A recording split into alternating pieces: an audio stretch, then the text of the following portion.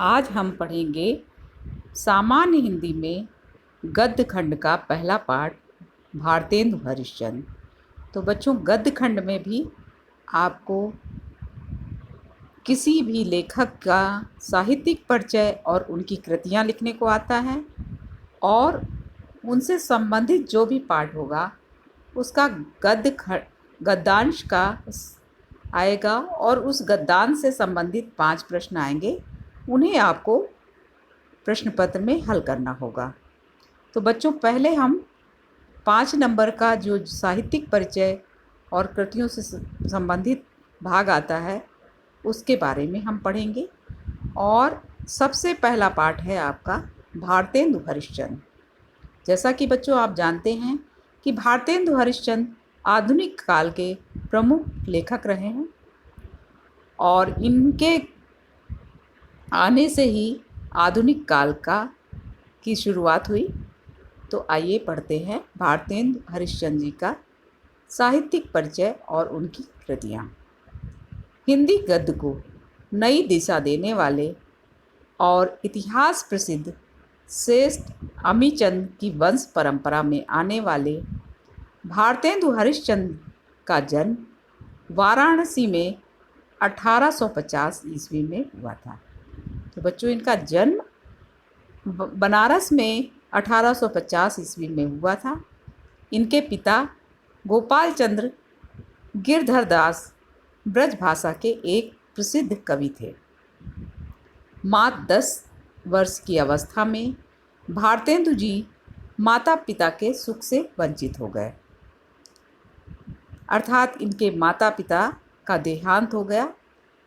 भारतेंदु हरिश्चंद्र जी की आरंभिक शिक्षा घर पर ही हुई, जहां इन्होंने हिंदी, उर्दू, बंगला और अंग्रेजी का अध्ययन किया। इसके पश्चात इन्होंने क्वींस कॉलेज में प्रवेश लिया, किंतु काव्य रचना में रुचि होने के कारण इनका मन अध्ययन में नहीं लग सका। परिणाम स्वरूप इन्होंने शीघ्र ही कॉलेज छोड़ दिया। भारतेंदु जी का विवाह 13 वर्ष की अल्प आयु में ही हो गया। इनकी पत्नी का नाम मन्नो देवी था।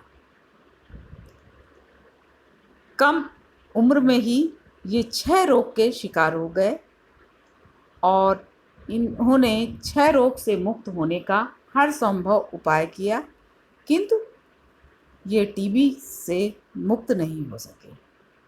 और सन 1885 ईस्वी में क्षय रोग के कारण ही मात्र 35 वर्ष की अल्पायु में ही इनका स्वर्गवास हो गया।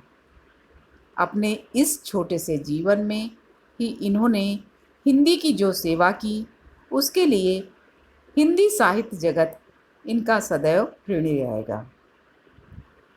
हिंदी साहित्य जगत में भारतेंदु जी का आविर्भाव एक ऐतिहासिक घटना थी।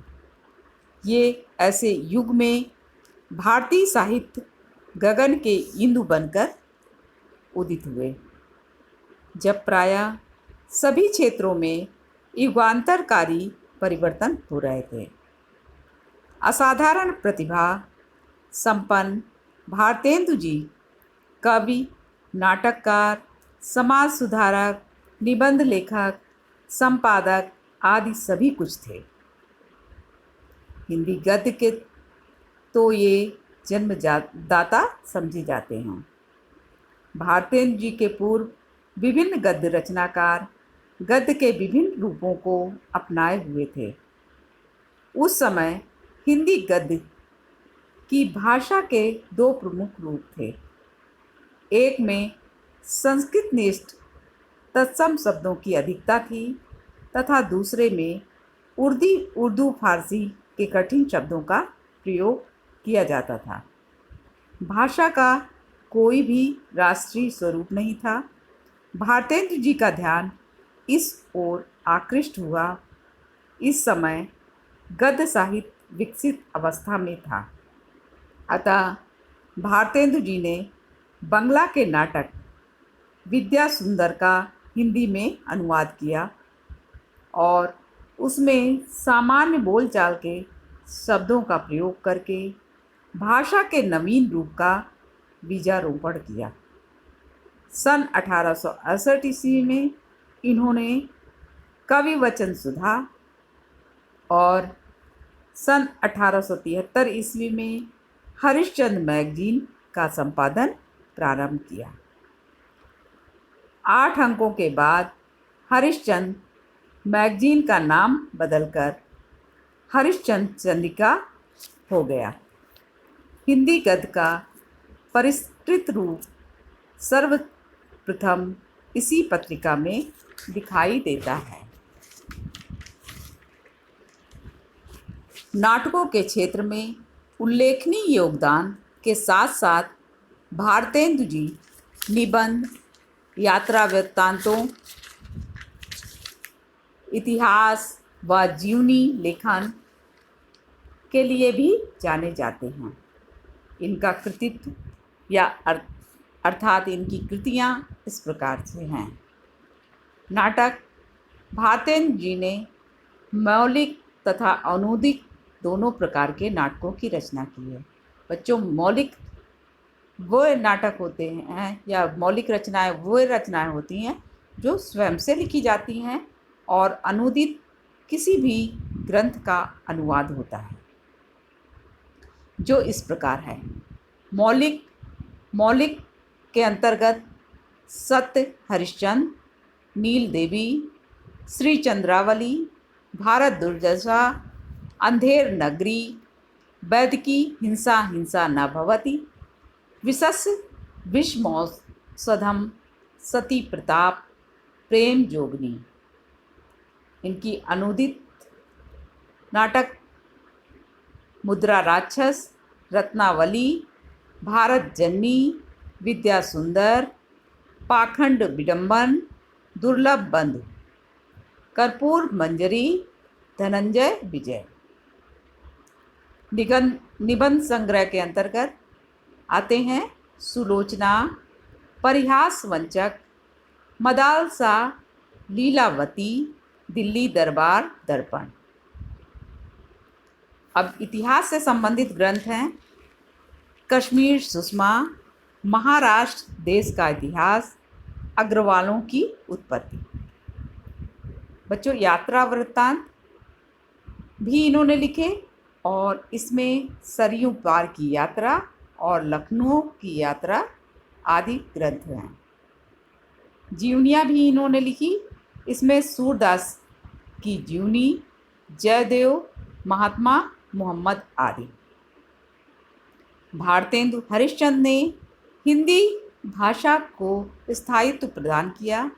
इसे जन सामान्य की भाषा बनाने के लिए इन्होंने इसमें प्रचलित तद्भव एवं लोक भाषा के शब्दों को यथास्थान प्रयोग किया और उर्दू, फारसी के प्रचलित शब्दों को भी इसमें स्थान दिया।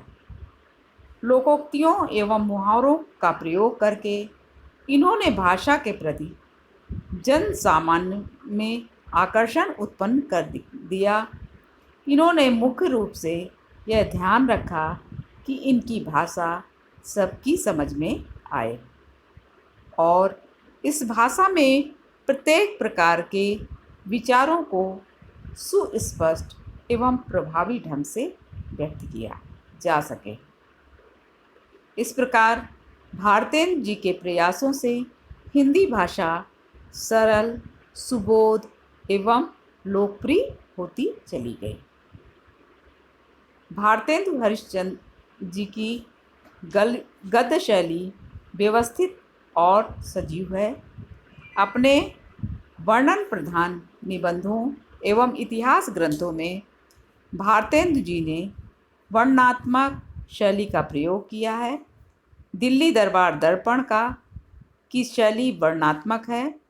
भारतेंदु हरिश्चंद्र ने अपने यात्रा संस्मरणों में विवरणात्मक शैली का प्रयोग किया है। यह शैली कवित्वपूर्ण आभा से मंडित है। सरयू पार की यात्रा, लखनऊ की यात्रा आदि इसी शैली में लिखे गए हैं। वैष्णवता और भारतवर्षोन्नति कैसे हो सकती है आदि निबंधों में भारतेंदु जी की विचारात्मक शैली का परिचय मिलता है। भारतेंदु जी द्वारा रचित जीवनी साहित्य व कई नाटकों में भावात्मक शैली का भी प्रयोग किया गया है। भारत दुर्दशा, सूरदास की जीवनी, जयदेव की जीवनी आदि भावात्मक शैली में लिखी गई रचनाएं हैं। कहीं कहीं इनके निबंधों, नाटकों आदि में हास्य व्यंग्यात्मक शैली के दर्शन भी होते हैं। अंधेर नगरी तथा वैदिकी हिंसा हिंसा न भवति जैसी इनकी हास्य व्यंग्यात्मक शैली की रचनाएं हैं। भारतेंदु हरिश्चंद्र ने हिंदी भाषा और साहित्य के क्षेत्र में अपना अमूल्य किया।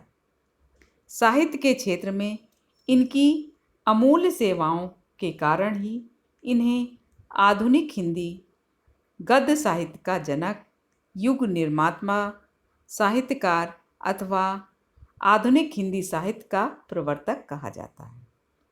भारतीय साहित्य में इन्हें युग सृष्टा, युग जागरण के दूत और एक युग पुरुष के रूप में माना जाता है।